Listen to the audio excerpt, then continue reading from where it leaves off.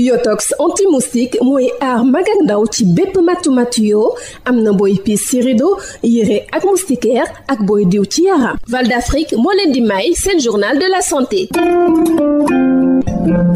Dalee nag jàmm, direction de la prévention bu ministère de la santé et de l'action sociale mooy door suba ci àjjuma ji ba dibeer ab campagne nationale ñàkk xale yi ngir aar leen ci feebaru lompoñ ñu koy wax poliomyélite. li ko waral nag moo di feebar bi dafa dellu si fii ci Sénégal dalee ko janvier bu atum 2021 ñañ ko jagleel nag mooy tuut tànk yi nga xam ne amaguñu juróomi at. ci waajtaayu boobule campagne moo tax direction de la prévention bu ministère de la santé dajeek taskatu xibaar yi ñu teewlu docteur Ousseynou Badiane di coordonnateur programme élargi de vaccination. loolu nag li ko waral mooy ne depuis at mi commencé dañoo gis ne polio bi dafa dellusiwaat ci dëkk bi ndax dañ ko gis ci fi ñu ko njëkk a gisee mooy Dakar ci environnement bi ci jaww ji maanaam ci eaux usées yi parce que fi ñu toll nii ci xeex bi gis nañ ne demoon na ba amatuñu ay cas donc surveillance bi non seulement yamatul woon ci nit ñi mais nañ doon dem ci ndoxu kii foos yi di xool ndax doomu jàngoro bi mi ngi ci dëkk bi wala nekku fi donc ci loolu lañ ko njëkk a gisee ci Dakar ginnaaw gi nag ñu gis ay xale yu mu dal ci Touba donc boobu ba léegi nag ñu ngi ci ay jéego njëkkoon nañ fi def vaccination VPI maanaam dabaatal xale yi nga xam ne jotuñu woon ñàkku seen vaccin VPI ñu dabal leen loolu joxe na ay résultats mais li ñu gis ne mooy ne bañ ko defee ba léegi daanaka cas yi pratiquement amatul ci xale yi mais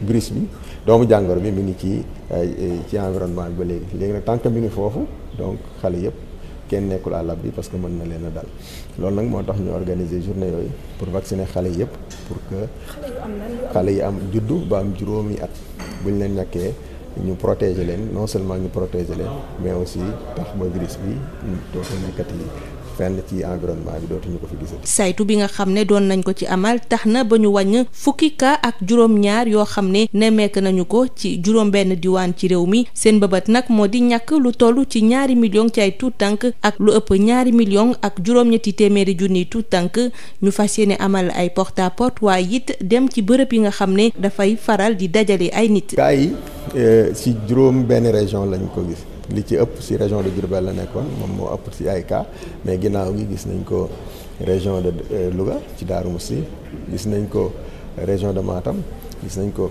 région de Thiès gis nañ ko région de Fatick ak région de Kaolack. waaw vaccination bi li ñuy wax porte à porte maanaam volontaires yi ñi nga xam ne ñooy ñàkk dañuy dugg ci kër yi këroo kër buñ demee xool xale yi nga xam ne ñoo fa nekk te amuñ juróomi at ñu ñàkk leen toqal leen toq yooyu nga xam ne moom lañ ab di ko def teewul tamit fi nga xam ne yaakaar nañ xale dañ fa dajaloo mën nañ fa dem day ñàkk lu mel ni crèche yi wala yu mel ni garderie yi préscolaire bi mais aussi fépp foo xam ne jigéen ñi dañ fay dajale di yóbbaale xale yi lu mel ni marché yi gare routière yi quai de pêche yi ak yu mel noonu. mbokk déglukat yi fii la ñu yem ak yéen ñu yendoog jàmm. Yotox anti-moustique mooy aar mag ak ndaw ci bépp matu-matu yoo am na booy piis ci rido yére ak moustiquaire ak booy diw ci yaram. Val d'Afrique moo leen doon may seen journal de la santé.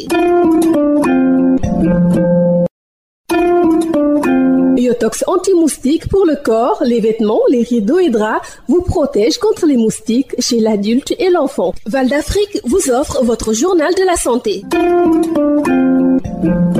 Bonjour à tous et bienvenue. La direction de la prévention du ministère de la Santé et de l'Action sociale démarre demain vendredi jusqu'à dimanche une campagne nationale de vaccination contre la poliomyélite. La maladie est de retour au Sénégal depuis janvier 2021 et la campagne cible les enfants de 0 à 5 ans. En prélude à cette campagne, la direction de la prévention a fait face à la presse. Dr Ousseynou Badiane, coordonnateur du programme élargi de vaccination. Cette campagne vient en réponse à l'épidémie de poliomyélite qui s'est déclarée dans le pays depuis le mois de janvier et pour lequel quand même on a enregistré des cas humains.